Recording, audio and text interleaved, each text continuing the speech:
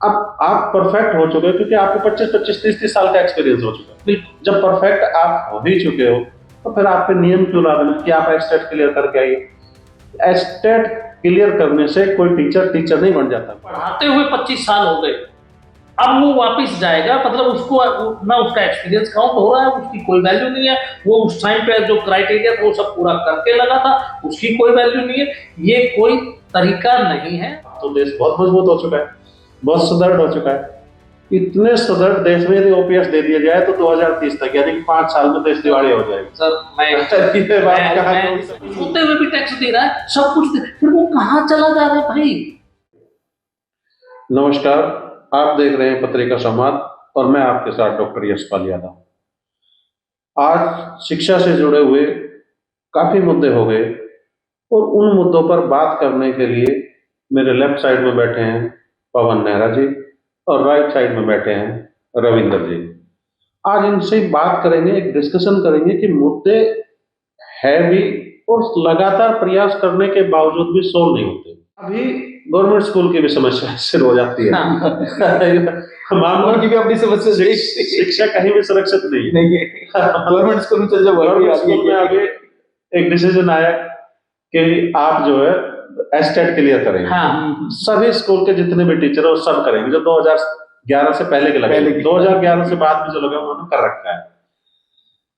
अब ये government school के टीचर जो रिटायर होने वाले थे, जो 50 साल के हो गए, 45 साल के हो गए, उनके तलवार लटक गई, वो कैसे पास करें। मुश्किल होता है। जिस वक्त वो पढ़े हुए थे उस वक्त तो तैयारी, उस वक्त जो क्राइटेरिया था वो उन्होंने फिल किया। अब दूसरे क्राइटेरिया लगा दिए जाते हैं जब रिटायर होने से पहले, तो ऐसे हालात में तो बड़ा मुश्किल हो जाता है। तो आप लोग भी क्या इस चीज का समर्थन करते हो क्योंकि गवर्नमेंट स्कूल के टीचर भी टीचर ही है और उनकी प्रॉब्लम भी मुझे लगता है एक नाजायज सी प्रॉब्लम है जो जबरदस्ती क्रिएट की गई, इतने अच्छे से शिक्षा सुचारू प्रकार चलने लग रही है, बहुत अच्छे से बीच में पंगा डाल दिया।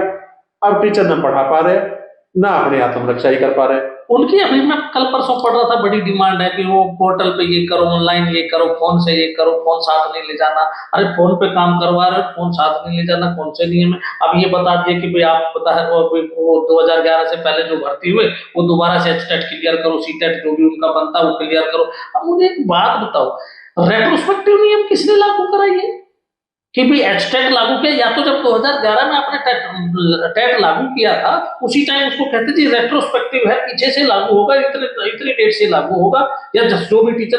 अब आकर के आप 11 से 25 में आकर के 14 साल बाद आप ये कह रहे हो कि भी अब जो पुराने हैं वो भी करो। मतलब जिसको पढ़ाते हुए 25 साल हो गए, अब वो वापस जाएगा, मतलब उसको ना उसका एक्सपीरियंस काउंट हो रहा है, उसकी कोई वैल्यू नहीं है। वो उस टाइम पे जो क्राइटेरिया था वो सब पूरा करके लगा था, उसकी कोई वैल्यू नहीं है।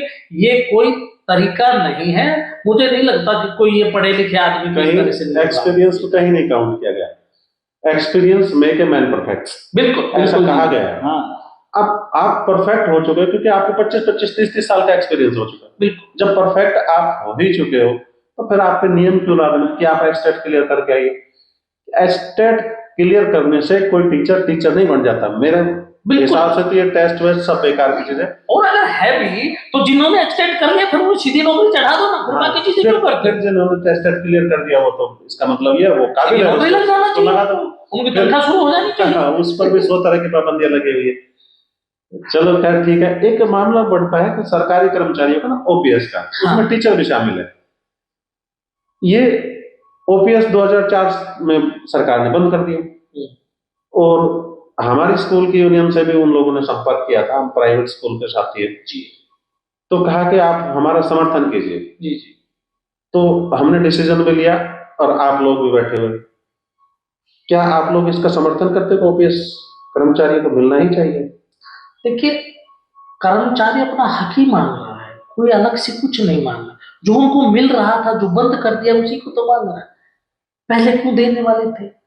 पहले कुछ सोच समझ के दिया होगा। ये कहा जा रहा है कि अगर हमने ओपीएस दिया, ओल्ड पेंशन स्कीम दे दी, तो 2030 तक देश दिवालिया हो जाएगा। ऐसा माननीय खट्टर जी की स्टेटमेंट थी। ऐसे महाराष्ट्र से भी मुख्यमंत्री की स्टेटमेंट आई, इसी तरह की और अलग अलग लोगों की स्टेटमेंट आई। ये ओपीएस पहले से चलता आ रहा है देश ने तरक्की की है, देश कभी पीछे तो मुड़ा नहीं। पीछे नहीं देखेंगे आगे से तरक्की पहले, कर रहे हैं। हाँ पहले से जब मिलता ही आ रहा था, जब देश पीछे नहीं गया। अब तो देश बहुत मजबूत हो चुका है, बहुत सुदृढ़ हो चुका है। इतने सुदृढ़ देश में यदि ओपीएस दे दिया जाए तो 2030 तक, यानी कि 5 साल में देश दिवालिया हो जाएगी। सर मैं ये बात कहाँ मैं कोई इससे समझ नहीं सरकार के इससे अच्छा जो आपके सरकार के नुमाइंदे हैं, मंत्री संतरी आईपीएस जितने भी है, इन सबके ऊपर जांच बढ़ा दो ना, पता लग जाएगा इनके पास कितना पैसा है, सैलरी के हिसाब से आप कितना मुझे होना एक चीज चाहिए। बता दो, सरकार का पैसा जा कहाँ रहा है? ओपीएस आप नहीं दे रहे, चलो मान हम टैक्स की कहाँ देते हैं? गाड़ी खरीदते हैं, पहले सब रोड जगह टैक्स दे चुके टैक्स होते दे रहे हैं, हैं। फिर चलने का रोड टैक्स देते हैं, अलग से टोल टैक्स देते हैं, पेट्रोल डलवाते हैं तो टैक्स देते हैं, बिजली अब हमारा बैठे बात कर रहे हैं, अभी लाइट चल रही तो टैक्स जा रहा है, अब भी टैक्स बचा नहीं है, टैक्स सब अभी जगह चालू टैक्स है, है। आदमी सोते हुए भी टैक्स दे रहा है, सब कुछ फिर वो कहाँ चला जा रहा है भाई?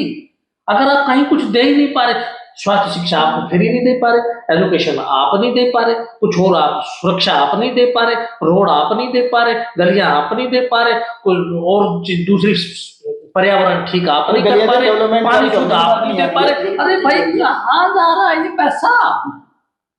ये तो आपको कहीं ना कहीं इसका जवाब सरकार को नहीं, इस जनता को ढूंढना पड़ेगा कि ये पैसा जा कहाँ रहा है। एक मंत्री 2 बार चुनाव जीतता है तो 2 बार पेंशन लेता 2 है, बार पेंशन होती 3 बार जीत गया तो 3 बार पेंशन लेगा, इन पे नहीं है वो। और वो पेंशन लेगा जीवन भर है। जब तक वो जिएगा। एक मंत्री कई बार 6-6, 7-7 बार पेंशन लेता है, बिल्कुल लेते हैं। और कई लाख रुपए पेंशन ले लेता है। उनकी पेंशन बनाता कौन है? वो श्रम बनाते हैं। श्रम बनाते हैं तो 2 बार लगाओ, 3 बार लगाओ, उस समय देश घाटे में नहीं जाता है, नहीं, उस दिवालियापन की तरफ नहीं जाता है।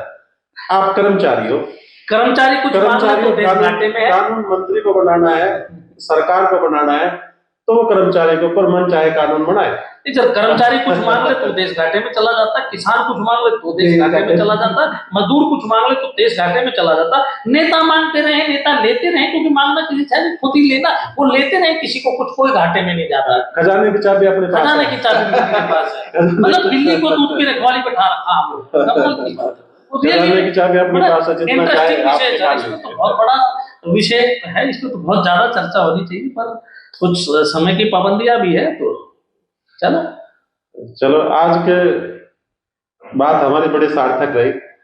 पवन नेहरा जी ने, रविंद्र जी ने बहुत बेबाकी से डिस्कशन किया कि मुद्दे निकलकर सामने आए, उसका समाधान भी सामने आए। अब यदि इस वीडियो को देखने के बाद सरकार के आंखें खुलती है तो बहुत अच्छी बात है, समाधान हो जाएगा, वरना न शिक्षा बचेगी न शिक्षक बचेंगे। ऐसे ही चलते रहेंगे। हम अच्छे से जो विश्व गुरु बनने का सपना है, जो माननीय मोदी जी देखते हैं, मैं मोदी जी का बड़ा अच्छा प्रशंसक रहा हूँ। मोदी जी जो कहते हैं मैं उसको पूरी तरह से पालन करता हूँ। लेकिन सरकारें, जो राज्य सरकारें, तो राज्य सरकारें चीजों को सही तरीके से इम्प्लीमेंट नहीं कर रही। उनको सोच समझ के इम्प्लीमेंट करना चाहिए। जो समस्या आती है तुरंत उसका समाधान कर देना चाहिए, जिससे शिक्षा का स्तर ऊपर जाए और विश्व गुरु बनने का रास्ता हमारा खुले। धन्यवाद।